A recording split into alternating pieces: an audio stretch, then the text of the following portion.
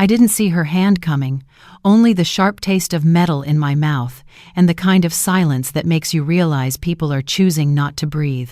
Music hiccuped, forks froze mid-air, and somewhere a champagne flute kept ringing like a tiny alarm that no one knew how to shut off. My cheek burned first, then the heat sank into my chest, where the real bruise lives. I heard someone whisper my name like I'd done something terrible. It wasn't the slap that hurt. It was that my son didn't move. Allison stood inches from me in lace and spray-pinned hair, asking for the keys again, like my home were a favor I'd forgotten to bring in a gift bag. She smiled with all her teeth. "It's time," she said, the way a nurse says it's time for a shot. Ethan stared at the floor the way he did as a little boy when he'd cracked a window with a baseball.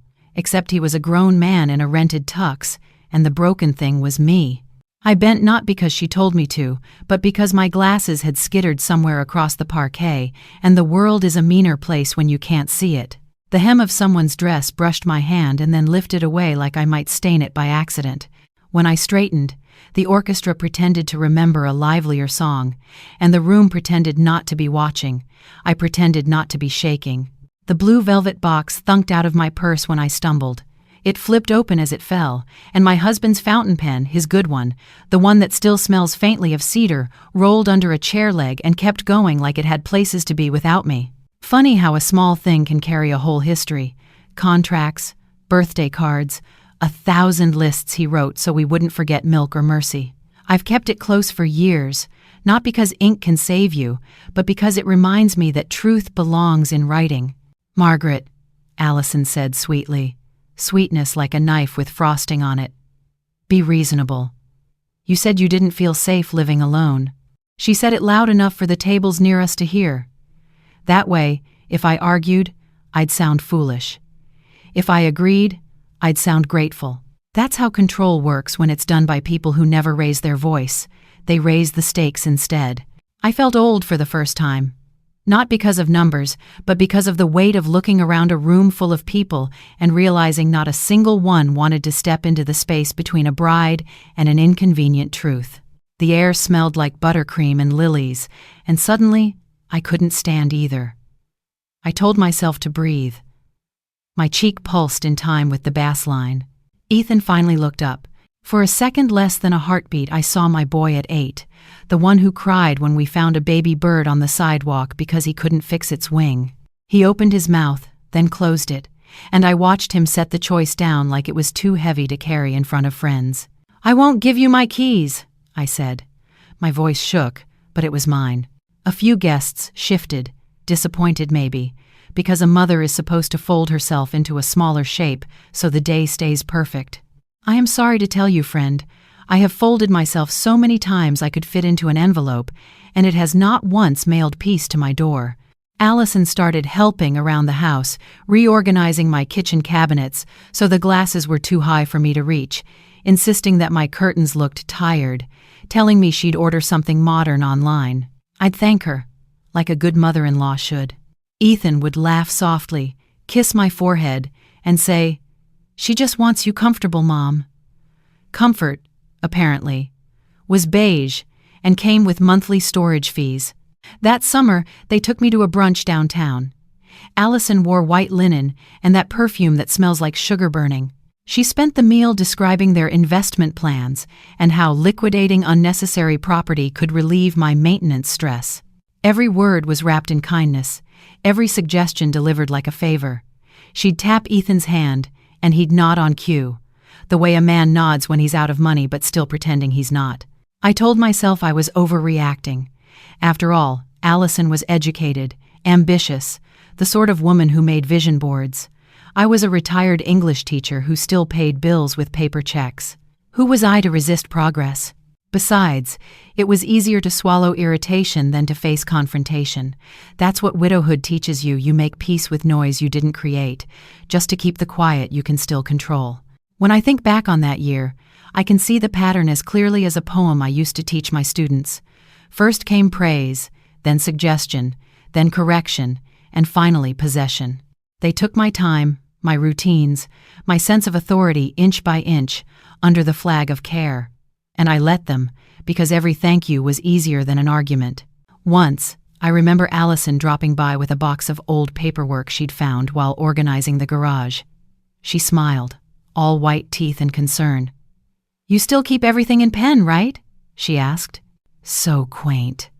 She didn't know I noticed her glance toward the small blue velvet box on my bookshelf. I moved it the next day. Just instinct.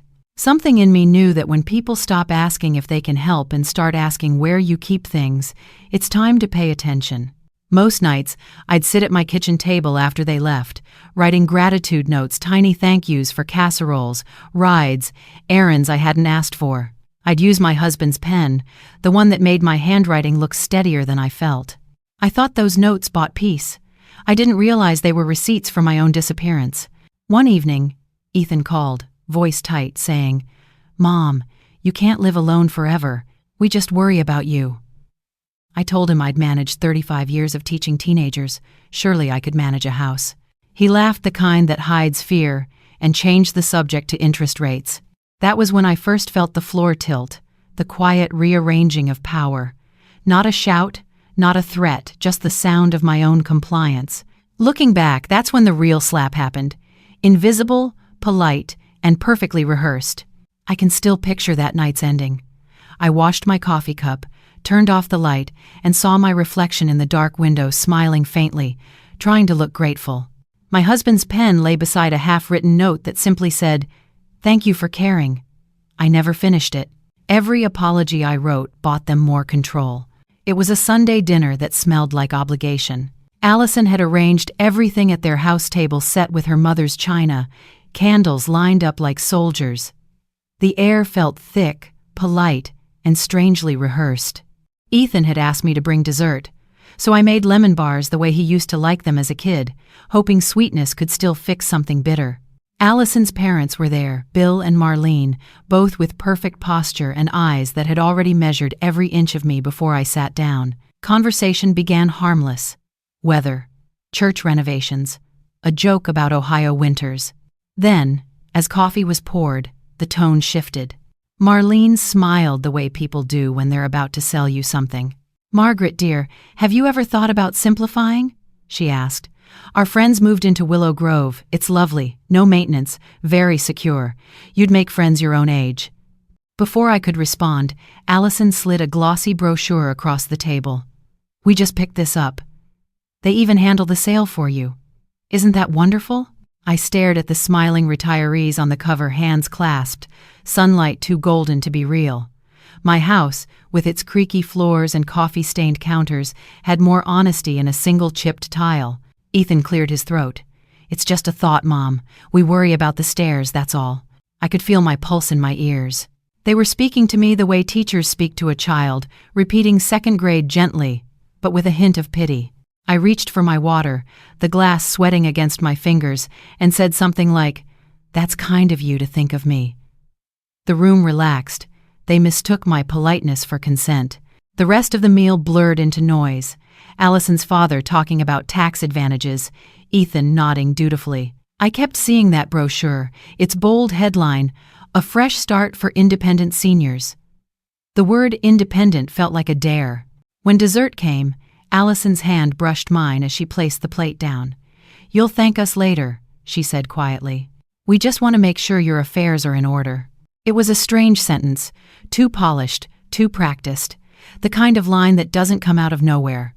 My stomach turned, but I smiled anyway because that's what you do when you're outnumbered and the napkins are folded into swans. That night, when I got home, I noticed my blue velvet box sitting on the counter where I hadn't left it. Maybe I'd forgotten. Maybe I hadn't. I opened it, just to check the fountain pen was still there, still cool and weighty in my hand. I told myself it was silly to feel relief over an object, but it wasn't the pen itself. It was what it represented. Ownership. My name in my own handwriting. The next day, I found a folded paper in my purse, a copy of that brochure, slipped in like a souvenir. On the back, in Allison's perfect cursive, she'd written, "Let's make this official soon." I set it on the counter beside the blue box and stared at both until the daylight faded. Somewhere, deep inside, something started to whisper, not yet loud, not yet brave, but certain. They smiled like salesmen who'd already closed the deal. A few weeks after that dinner, Ethan showed up at my door alone, holding a bag of takeout like a peace offering. He hadn't called first, just appeared with that old half-smile that used to melt me when he was a boy. The moment I saw him, all the steel I'd been trying to grow inside of me softened into worry. That's the trick with love, it sneaks through even after you've locked every door. We sat in the kitchen, where the late sun slanted through the blinds. He unpacked the food and tried small talk, asking about my garden, my volunteer shift at the library. But I could feel the weight he'd brought with him, something unspoken pressing against the walls. Finally, he sighed, rubbed the back of his neck, and said, "Mom, Allison feels awful. She didn't mean to make you uncomfortable. She just worries about you." I wanted to believe him so badly. To think there was still a version of my son who could love me without condition. So I nodded, pretending the words "feels awful" were the same as "takes responsibility." He went on, gentle, rehearsed. "Maybe if you just agreed to look at one or two of those retirement communities, it would put her mind at ease. You don't have to move, Mom. Just consider it." He reached across the table and took my hand, warm, familiar. My throat tightened. I told myself this was compromise, not surrender. I told myself that being agreeable was how mothers keep peace. "All right," I said quietly. "I'll think about it." His shoulders relaxed instantly. You'd think I'd handed him a reprieve from something heavier than guilt.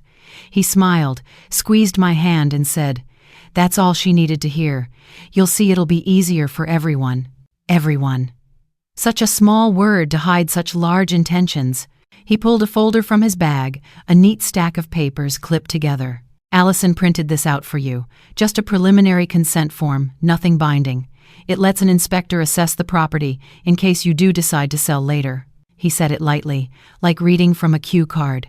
My chest went cold, but I didn't want him to see the suspicion bloom. I didn't want to look like the difficult one. So I smiled, the same tired smile women have been perfecting for centuries, and took the pen he offered. Not my husband's pen, just an ordinary ballpoint. I signed my name where he pointed, even though I couldn't quite read the fine print through the blur of relief and fear. When he left, he hugged me tightly, the kind of hug that says, "Don't ask questions." I stood in the doorway watching him walk to the car, shoulders slumped like he'd aged a decade. I wanted to run after him, to tell him I wasn't angry, just scared, but pride glued my feet to the tile. That night I couldn't sleep. I kept hearing Allison's voice in my head. "Let's make this official soon." I pulled the folder out of my purse, opened it under the lamp. The page I'd signed wasn't titled Consent. It read, Pre-inspection authorization for property transfer. My name sat there in blue ink, mine, but not mine. I touched it, half hoping it would smear away. It didn't. The house creaked in the quiet, the way old houses do when they know more than their owners. I closed the folder, put it in the drawer beside my husband's pen, and whispered, "Never again." That single signature became their favorite weapon. 2 days later, a stranger rang my doorbell. He was polite, too. Polite, the kind of man who smiles with his mouth but not his eyes. "Good afternoon, ma'am. I'm here for the pre-inspection," he said, clipboard in hand. For a second, I thought he had the wrong address. Then I remembered the folder. My stomach sank like a stone in cold water. I stood in the doorway, clutching the edge of the door, trying to keep my voice steady. "There must be a mistake," I told him. "I didn't schedule any inspection." He flipped through his papers. "Says right here, signed authorization from Mrs. Margaret Hayes." My name. My own handwriting. My own betrayal. "I'll have to make a quick call," I said, forcing a smile I didn't feel. "Could you wait outside, please?" He nodded and stepped back onto the porch. My hands were shaking so badly I could barely dial Ethan's number. He didn't pick up. Neither did Allison. I stared at the phone, breathing hard, like it might explain how my signature had become their permission slip. The inspector waited, shuffling his papers. Finally, I opened the door again. "There's been a misunderstanding," I said, each word carefully clipped, like I was holding my temper in both hands. "No one is allowed to enter this home today. I'm revoking whatever authorization you think you have." He looked uncertain but nodded. "You'll need to follow up with the real estate office, ma'am." Then he walked away, boots crunching on the gravel, leaving behind a silence so thick I could almost hear my heartbeat echo through the hallway. When the door clicked shut, I felt something click inside me too. It wasn't fear anymore. It was clarity, the kind that hurts, like waking up too fast.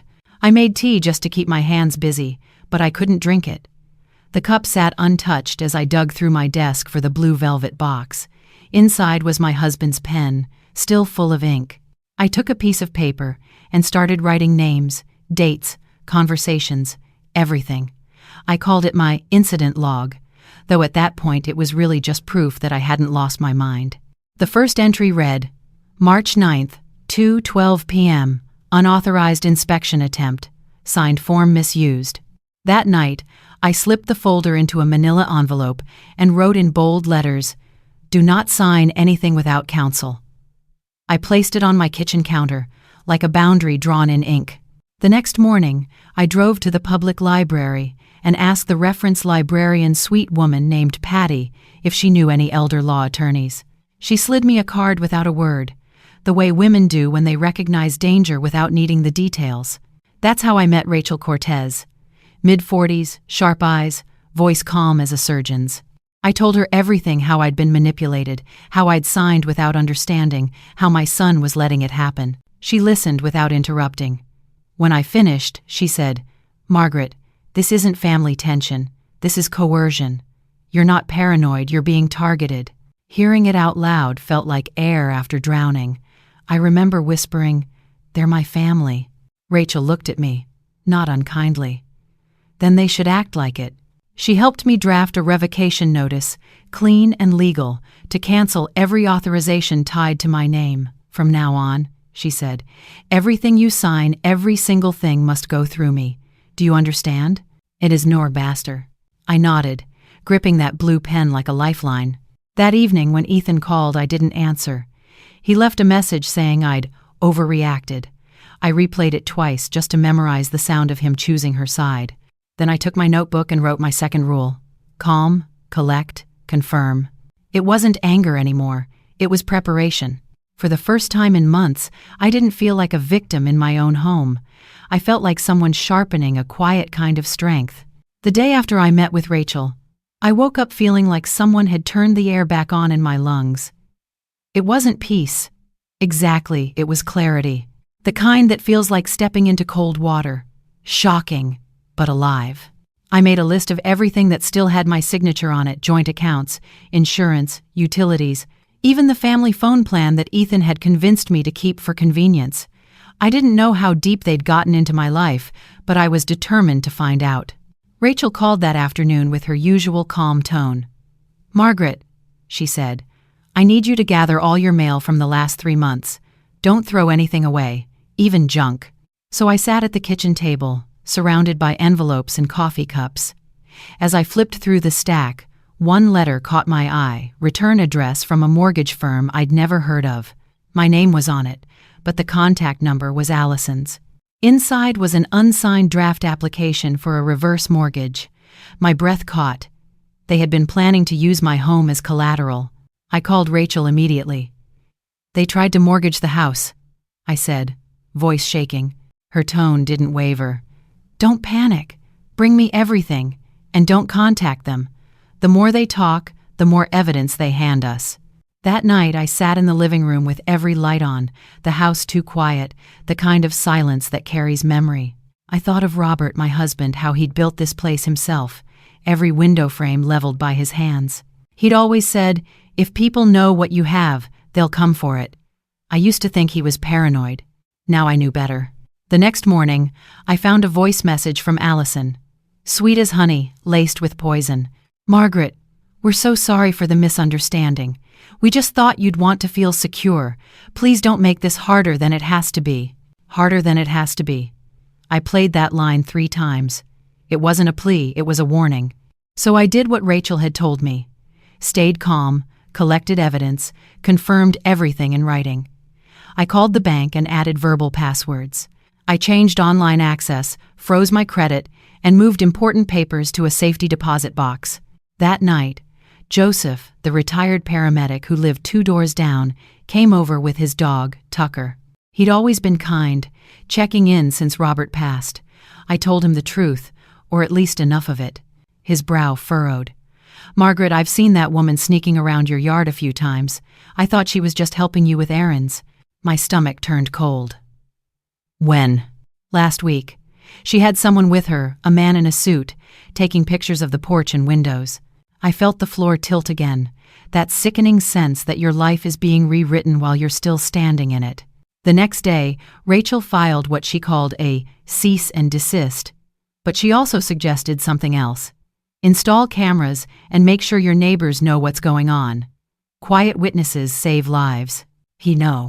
That night, Joseph helped me mount a small camera above the front door. I remember thinking how surreal it was, me, a retired English teacher, now installing surveillance because my son and his wife might try to steal my house. Before going to bed, I sat with my blue pen and notebook. I wrote my third rule: don't argue, document. That became my prayer. Over the next week, the calls from Ethan grew desperate, alternating between guilt and anger. "Mom, you're letting that lawyer poison you," he said in one voicemail. "You're destroying this family." But the truth was, the family had already destroyed itself. I was just writing down the evidence. The night before the confrontation, I placed my husband's pen back in its velvet box. It had become something more than a keepsake. It was a promise. A promise that the next time someone tried to take something from me, I'd be ready, and I'd sign nothing I didn't understand ever again. A week later, I woke up to a soft knocking at the door. It was early, too early for visitors, and when I peeked through the peephole, I saw Allison standing there, dressed impeccably as always, holding a tray of muffins. The sight of her made my stomach tighten. I knew that tray wasn't about peace. It was bait. I opened the door halfway, careful to keep the chain locked. "Morning, Allison. Can I help you?" "Hey, will do, haven't." Her smile was all sugar. "Margaret, I just wanted to apologize. Things got so messy. I brought your favorite blueberry." Her voice was soft, the way people talk when they're sure you'll cave. I could feel the familiar urge rising to smooth things over, to make it all normal again. But normal was gone. "I appreciate that," I said quietly. "But this isn't a good time." Her eyes flicked past me into the house, scanning for something, papers, maybe. Her tone shifted, just slightly sharper. "You don't have to be afraid, you know. Ethan's worried about you. You're making choices that could really hurt the family." There it was, the threat hiding under the concern. I stayed calm, remembering Rachel's voice in my head. Calm, collect, confirm. "Allison," I said, "any future communication about financial matters will go through my attorney." Her smile froze. "You're really letting that woman control you?" she asked, disbelief curdling into contempt. "I'm just protecting myself," I replied. "Something I should have done sooner." For a long moment, neither of us spoke. Then she laughed a brittle, nervous sound and set the muffin tray down on the porch rail. "Fine," she said, stepping back, "if that's how you want it." When she walked away, I didn't pick up the muffins. I left them there, uneaten. A quiet monument to the old me, the woman who would have accepted any peace offering just to avoid conflict. Later that afternoon, Joseph came over, his brow creased. "I saw her again this morning," he said. "She wasn't alone." He handed me a folded slip of paper, a note he'd found tucked into his mailbox by mistake. It was an appraisal notice, listing my property's address. I stared at the page, the letters swimming. So they were still trying, even after the cease and desist. Rachel came by that evening. I handed her the note without a word. She scanned it, jaw tightening. "This crosses into fraud territory," she said. "It's time to escalate." "Meaning what?" I asked. "Meaning," she said, "we stop reacting and start documenting for court." She helped me organize everything: the inspection attempt, the forged form, the mortgage letter, the voicemail threats. My kitchen turned into a command center of manila folders and post-it notes. At one point, she looked at me and smiled gently. "You're stronger than you think, Margaret.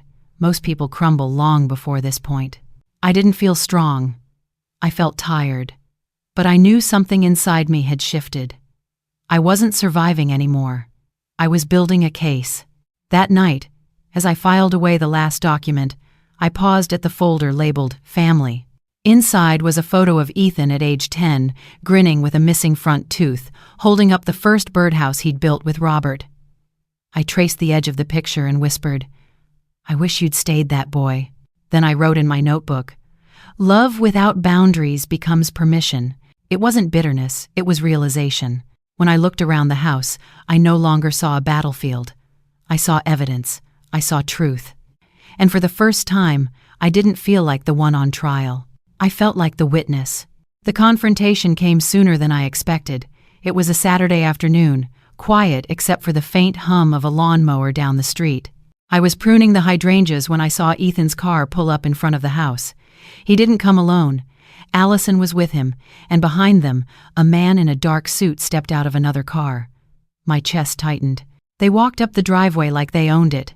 Allison led, Ethan trailing behind, shoulders hunched. When she saw me, her smile was thin as a knife. "Margaret," she called out sweetly, "we just need a few minutes of your time." I set down the pruning shears, wiped my hands on my jeans, and said evenly, "Whatever this is, it can wait. My attorney handles everything now." The man in the suit cleared his throat. "I'm Mr. Franklin," he said. "We're here to discuss your transition options. Ethan and Allison have expressed concerns about your ability to manage the property alone." I looked straight at him. "Are you saying they hired you to evaluate my mental capacity?" He hesitated, shuffling his papers. "This is just a preliminary conversation." Ethan stepped forward, his voice trembling. "Mom, please don't make this harder. We're just trying to help." That word help hit me like a slap. It was the same word they'd used when convincing me to sign that form, the same word that always meant control. "Allison," I said, my tone cold now, "you're trespassing. I suggest you leave before this becomes a police matter." "It's did, friend." Her expression flickered, but she stood her ground. "You're being unreasonable, Margaret. Everyone's worried about you. You're not thinking clearly." The gaslighting was so casual, so rehearsed, that for a heartbeat I almost doubted myself. Almost. Then I noticed something, Joseph standing on his porch, phone in hand, camera pointed in our direction. A quiet witness, just like Rachel had advised. I straightened my spine. "I'm perfectly clear," I said. "You've tried to defraud me, forge documents, and misrepresent my condition. I have every call, message, and paper recorded. And now," I pointed to the camera above my door, its red light blinking softly, "this visit is being documented too." "It's gotta be." Mr. Franklin froze. "Documented?" "Yes," I said. "And if you take one more step, I'll add harassment to the list." Ethan's face turned pale. "Mom, please don't do this." But it was already done. I reached for my phone, dialed Rachel's number, and put her on speaker. "You're on record," I told them. "My attorney will be listening." Rachel's voice came through calm and sharp as glass. "This is Attorney Cortez. You're advised to leave the premises immediately. Any further contact must go through my office." Allison's face drained of color. She grabbed Ethan's arm, muttering, "Let's go." The man in the suit followed quickly, clearly unwilling to be part of whatever they'd just walked into. When their cars finally disappeared around the corner, my knees gave out. I sat right there on the front steps, hands trembling. Not from fear, but from the adrenaline of finally holding my ground. Joseph came over quietly and handed me a glass of water. "You handled that like a pro," he said softly. I laughed, but it came out shaky. I didn't feel like one. He smiled. "You didn't need to. You just needed to be calm, collected, and clear." And you were. Later that night, Rachel called. "You did everything right," she told me. "They'll back off now or they'll hang themselves with their own evidence." I sat in my living room long after the call ended, the house bathed in warm lamplight. For the first time in years, I felt safe not because they'd stopped, but because I finally had the tools to stop them. Before bed, I opened my notebook and wrote, "Boundaries aren't walls, they're doors that only open from the inside." I looked at my husband's pen resting in its velvet box and smiled. That pen had once been a symbol of everything I'd lost control, voice, peace. Now it was something else entirely. It was proof that the woman who used to sign away her power had learned to sign it back. 3 days after that confrontation, everything went quiet. Too quiet. No more calls, no more visits, not even one of Allison's passive-aggressive texts. For a while, I thought maybe it was over. Maybe they'd realized the line they crossed and decided to stop. But silence, I've learned, isn't always peace. Sometimes it's the sound of someone planning. That Monday, Rachel called. "Margaret," she said, "you need to sit down. They filed a preliminary petition." My pulse kicked. "A petition for what?" She hesitated for just a breath. "For guardianship. They're claiming you're no longer competent to handle your own affairs." For a moment, the room tilted. The air felt thick, unreal. My own son, my only child, was trying to have me legally declared unfit. Rachel's voice steadied me. "Don't panic. We'll respond. We have evidence, witnesses, everything. They're overplaying their hand." "It's not did." I hung up, then sat there in my living room staring at the framed photos on the mantel. Ethan's smile from his college graduation, his arm around Robert. All those years I believed love would be enough to keep a family honest. By evening, Joseph stopped by. "Saw something online you should know about," he said, pulling out his phone. A short video played footage from the confrontation at my house, except it had been edited, chopped into misleading bits. It looked like I was yelling, confused, unsteady. The caption read, "Elderly woman lashes out at her own son. Family begs court to intervene." For the first time in weeks, I felt something close to despair. Not because of the lies, but because I knew how fast lies travel. Rachel came over the next morning, bringing coffee and calm. "We'll fight this," she said. "We'll use their own arrogance against them. You stayed composed, you recorded everything, you kept receipts. That's our power." She worked her network fast.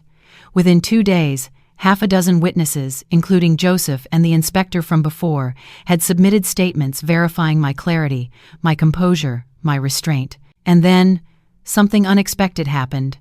The real footage from Joseph's camera, unedited, time-stamped, started circulating online.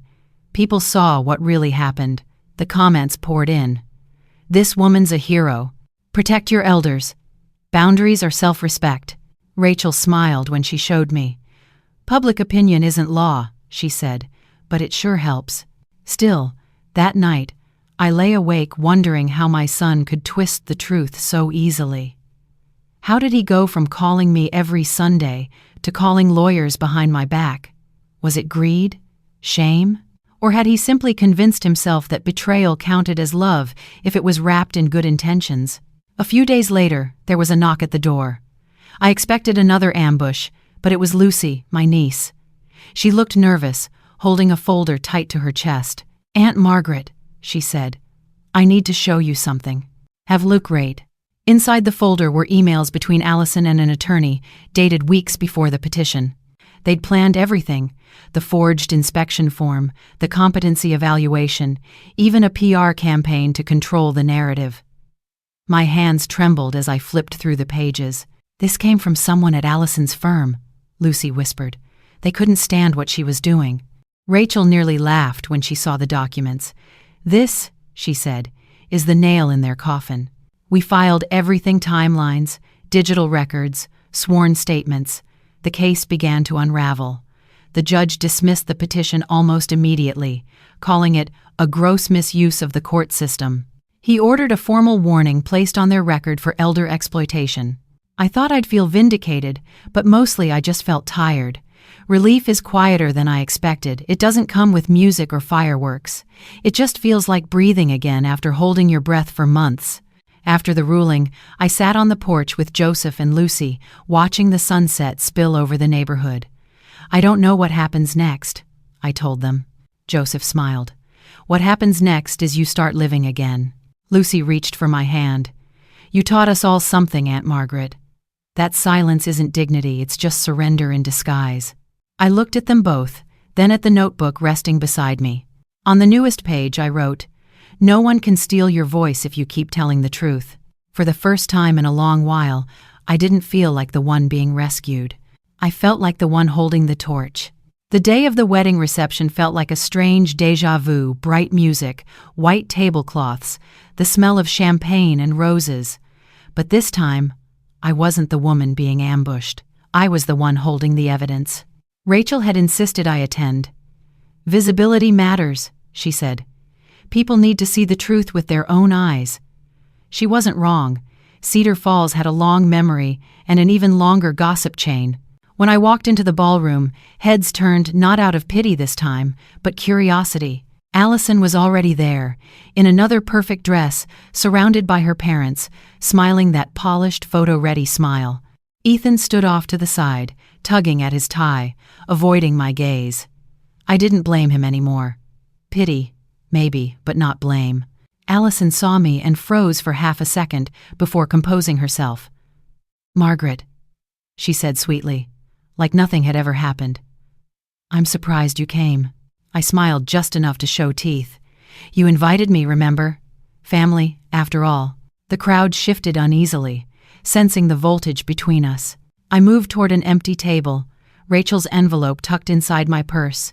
Inside it were notarized documents, the revocation of every unauthorized form, evidence of the forged paperwork, and a legal statement confirming ownership of my home. Signed, sealed, witnessed. Rachel had arranged everything so cleanly it almost felt theatrical. "We'll let them expose themselves," she'd said. "All you need to do is stand firm." Dinner passed in a blur of chatter and clinking glasses. Every so often, I caught Allison's eyes flicking toward me, searching for weakness. I gave her nothing. Then came the toasts. Her father spoke first, rambling about family legacy and new beginnings. Allison took the microphone next, her tone syrupy and loud. "We're so blessed to have family that cares for us so deeply," she said, glancing directly at me. "Even when we don't see eye to eye." The words were sweet enough to rot teeth, and the audience chuckled politely. Then she leaned closer to Ethan and whispered something I couldn't hear, but I saw him flinch. That's when Rachel appeared at the edge of the crowd, a quiet signal in her eyes. Showtime. She stepped forward, clearing her throat just enough to get attention. "Excuse me," she said, her voice steady and professional. "Before we continue, there's a matter of public record that needs clarification." And it was... Allison's face drained of color. I don't think this is appropriate." Rachel ignored her and unfolded the documents. "This is a formal notice of revocation," she said, her tone firm but calm. "Any attempt to transfer, mortgage, or alter the ownership of Mrs. Margaret Hayes' property has been legally voided. Furthermore, we filed an affidavit of forgery with the county clerk. Copies are being distributed as we speak." Murmurs rippled across the room. Allison looked at Ethan, panicked, but he was frozen, staring down at his hands. I stood then, not dramatically, just deliberately. I pulled the blue velvet box from my purse, opened it, and took out my husband's pen. The same one they'd tried to use against me. Under every eye in that ballroom, I signed my name across the bottom of the page, steady and sure. It wasn't for drama. It was for closure. The pen left a perfect, deep blue line. My signature mine alone. Then I looked at Allison and said quietly, "You thought I brought shame tonight. I brought proof." The silence that followed was electric. You could feel it, every guest realizing what had really been happening behind the curtains of family concern. Allison tried to speak, but her voice cracked. "This isn't fair," she whispered. I met her gaze, not cruelly, just truthfully. "Fairness," I said, "is finally catching up." It standed. Rachel folded the papers neatly, tucked them away, and nodded once at me. The matter was done. People began whispering, some standing awkwardly, others pretending to sip champagne. I walked out before the speeches resumed. Outside, the air felt cleaner. The sky had started to turn gold, the kind of light Robert used to call forgiving. I stood there for a long time, feeling the weight of everything lift, years of appeasing, excusing, explaining. When Rachel came out a few minutes later, she smiled. "You did it," she said. I shook my head.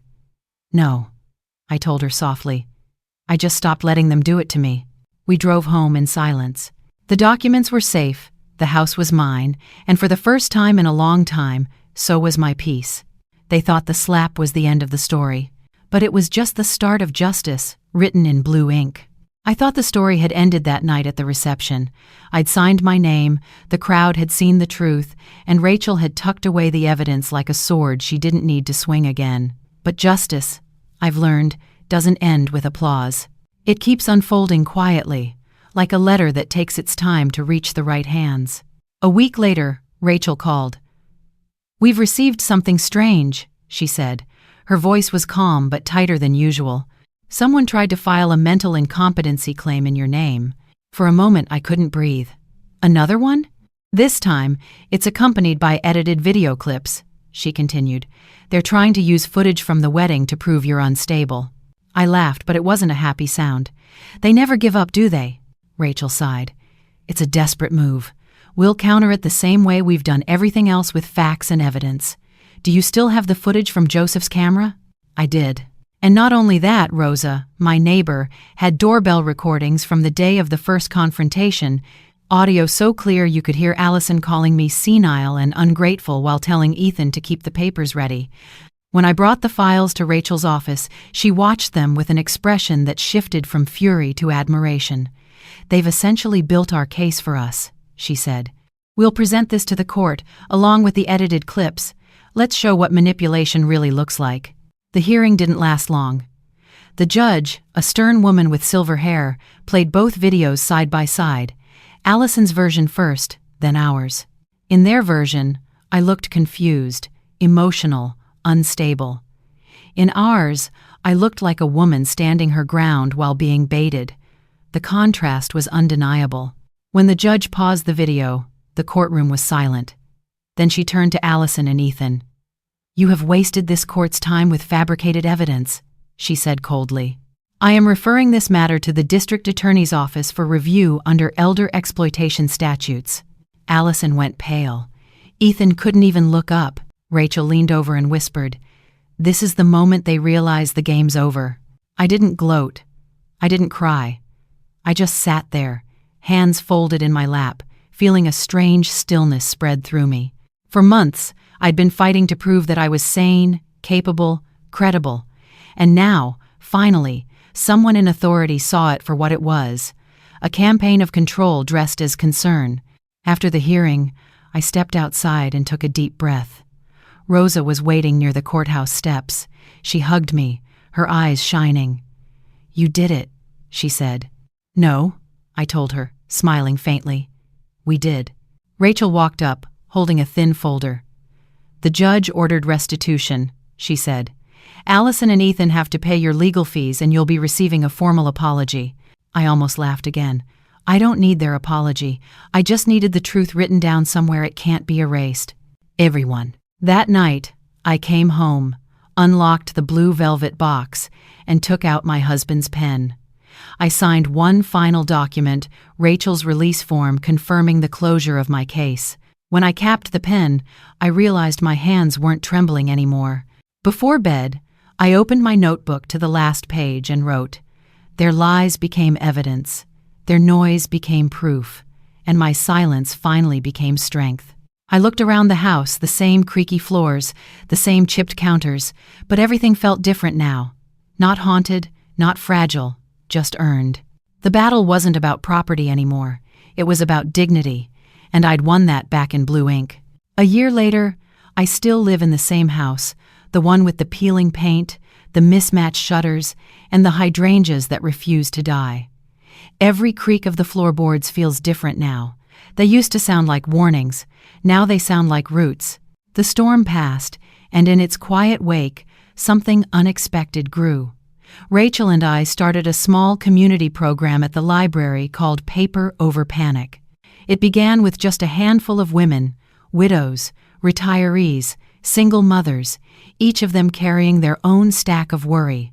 We meet every Thursday to talk about boundaries, paperwork, and the kind of courage that lives in silence until it's called upon. I bring coffee and the checklist Rachel helped me make. 3C, calm, collect, confirm.